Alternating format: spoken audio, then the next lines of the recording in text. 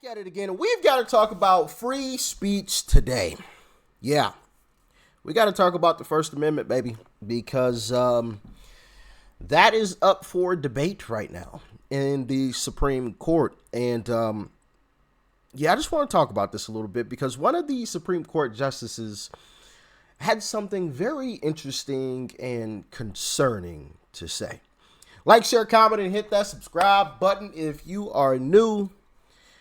And let's dive in. Now, to start off this video, I want to highlight something that Charlie Kirk said on X.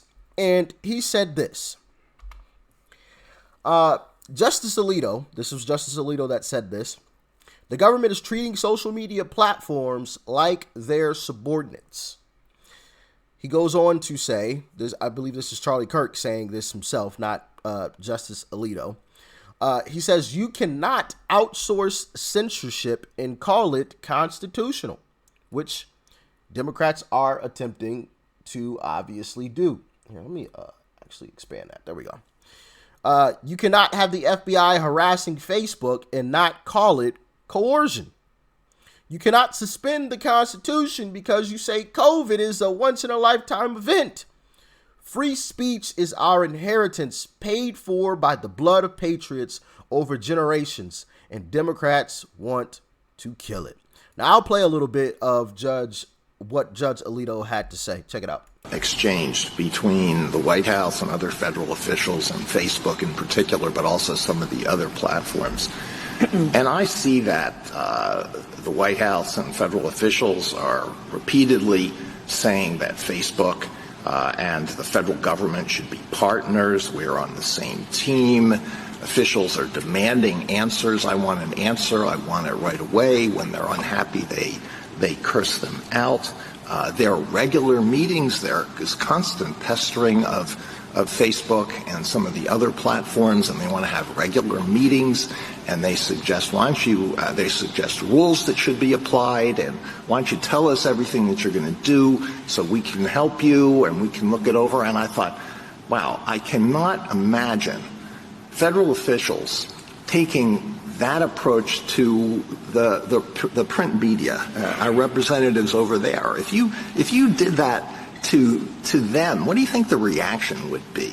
And so I thought, the only reason why this is taking place is because the federal government has got Section 230 and antitrust in its pocket, and it's, to mix my metaphors, and it's got these big clubs available to it. And so it's treating Facebook and these other platforms like they're subordinates. Would you do that to the New York Times or the Wall Street Journal or the Associated Press or any other big newspaper or wire service? So there's a lot packed in there. I want to give you one very specific answer first and then step back out to the broader context. So specifically, you mentioned demanding an answer right away and cursing them out. The only time that happens is in an email that's about the president's own Instagram account. It's not about moderating other people's content. Okay, we'll put that aside. There's all the rest. Constant meetings, constant emails. We want answers. Right. We're partners. We're on the same team. Do you think that the print media regards themselves as being on the same team as the federal government, partners with the federal government? So potentially in the context of an effort to get Americans vaccinated during a once-in-a-lifetime pandemic. That's the excuse. That is the excuse. We are partners, guys. We are in this together. We're teammates, guys. We got to save Americans by violating their rights. Yeah. Now, I also want to play what Ketanji Brown Jackson had to say about this entire incident. And it's quite scary that this is coming from a Supreme Court justice, but here we are. Check it out. Justice Jackson? So my biggest concern is that your view has the First Amendment hamstringing the government in significant ways in the most important time periods. Her problem is that the First Amendment is hamstringing the government. Wow. That's the entire purpose Goodness gracious. I'm going to run that back. Scary stuff. This is coming out of a Supreme Court justice's mouth.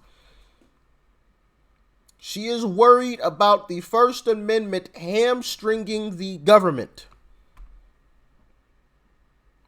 Justice Jackson? So my biggest concern is that your view has the First Amendment hamstringing the government in significant ways in the most important time periods.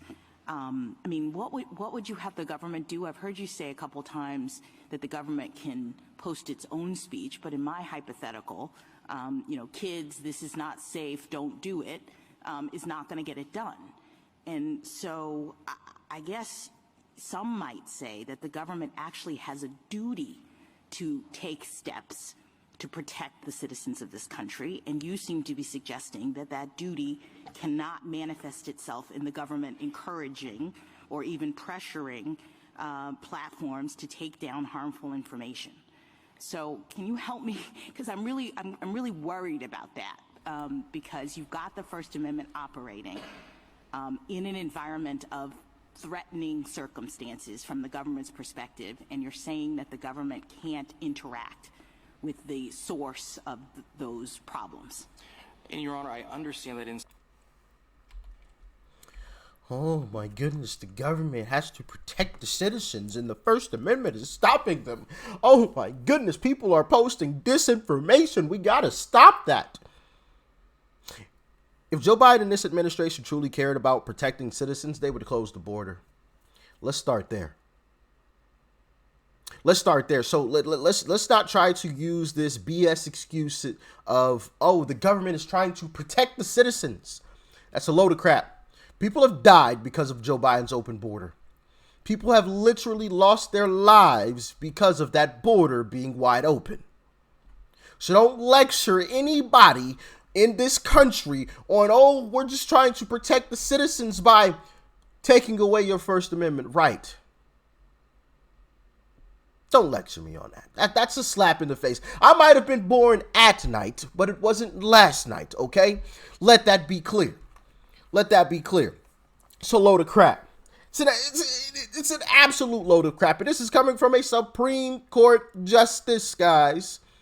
Supreme Court justice. How shameful is that? The First Amendment should be for anyone, including someone you don't like, to be able to say anything, including something that you don't like, even if it is disinformation. Say it. That's not to say that somebody like me can't come along and refute that. If you gotta see, my thing is, if you have a problem with so-called disinformation or misinformation or whatever it is, refute it. Comment below that post. Also, make your own post refuting what is said with facts and evidence. It's simple. It is simple. It's not overly complicated. We don't need the government coming in and trying to, tell us what we can and can't hear and can't hear.